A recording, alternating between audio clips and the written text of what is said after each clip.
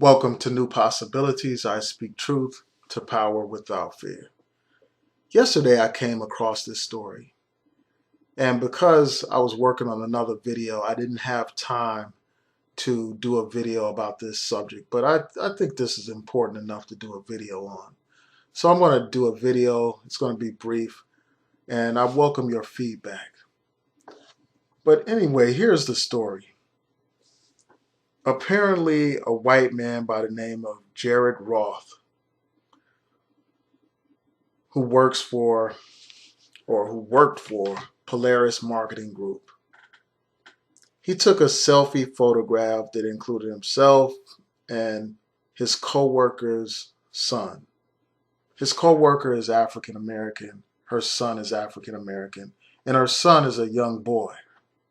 So he took this photograph and he posted the photograph on Facebook. And in response to the posting, a lot of Gerod Roth's friends made racist comments about the photograph. Here you have an African American kid who is being ridiculed, who's being mocked, who's being attacked based solely on his race. So in the comment section, people make all kinds of derogatory statements about this boy. And this boy's name is Cayden. But instead of referring to him as a person or referring to him by his name of Cayden, these people refer to him as a slave. And I'm going to read these comments now. So you have Irene Red. And here's her comment. She said, "I didn't know you were a slave owner." And she's referring to her friend, Gerod Roth. And then another person by the name of Ryan Siegel says, "Help feed this poor child today." And then another one goes on to say, "But massa, I didn't do nothing." And then another one says, "Please tell me his name is Toby." And that's a reference to the character in the movie or TV series Roots. Many of us are familiar with that TV series. One of the main characters' name is Kunta Kente. That character was beaten severely and forced to accept the name of Toby. So here you have these white people joking about this, joking about slavery, joking about a young African American boy. And then one of them posts a photograph of the racist book, Little Black Sambo. So it goes on. And I'll just read this last comment and then I'll start my commentary. So this person went on to say, "Send him back, dude. Those fuckers are expensive." And they make similar comments like this. And this should be an eye-opener for African American people. It's time for us to wake up. When I first saw this story, I made a comment and I said, "Dear black people, never let your guard down. We need to stay on point. We need to realize that these people cannot be trusted." That's what we need to realize. And history tells us this. Our history tells us this. The history in America tells us this. The history of the world tells us this. The Native Americans trusted the white man. And what happened to the Native Americans? They were annihilated. They were wiped off the North American continent. There are only small remnants of the native people today. And not only were they wiped out, the killers romanticized genocide, as the brother Stokely Carmichael pointed out years ago. Stokely Carmichael, who was later known as Kwame Ture, pointed this out. These are the kinds of people we're dealing with. People who have committed all kinds of crimes against humanity.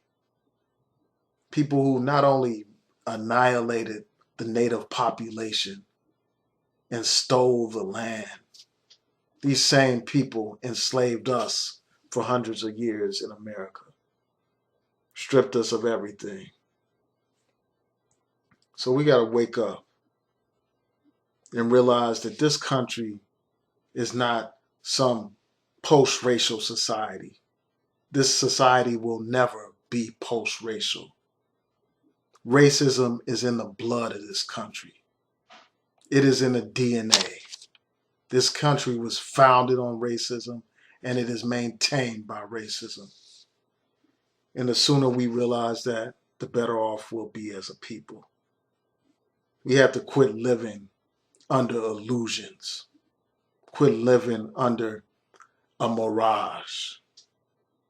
You think that because you have a black man in the White House, things have changed. Ain't a damn thing changed. We got to keep our guard up. We have to realize that the only people we can trust is ourselves. And even sometimes that's questionable. There's no distinction between these people. There's no distinction between these Republicans and Democrats and conservatives and liberals and all that stuff. At the end of the day, most white people have been programmed to hate black people or to feel like they are superior to black people. They've been programmed like that. And Malcolm X gave us the analogy of the wolf and the fox. You know, you have the conservatives who are openly hostile to black people. And then on the other hand, you have these liberals who pretend to be your friend in public, pretend to care, pretend to be compassionate. But when you turn your back, they're putting a knife in your back. When you turn your back, they're posting your photos on Facebook and making fun of your children. These liberals who pretend to be our friends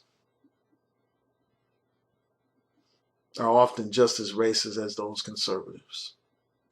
They just practice their racism in a different way. Instead of being openly hostile, they are often paternalistic and condescending. And no matter how you stack the deck, they make sure that they maintain superiority and they maintain supremacy and stay on top, no matter how you shuffle the deck. So it's time for us to wake up. It's time for us to maintain our vigilance and stay on point. We can't afford to fall asleep. If they will treat a child like this, what does it say about the rest of us? A child who has done no harm or no wrong or anything, and they treat him like this.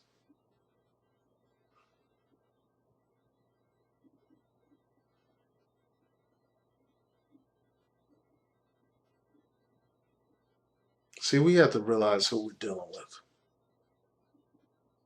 When you realize who you're dealing with, you're not caught off guard. It's just like the analogy of a snake.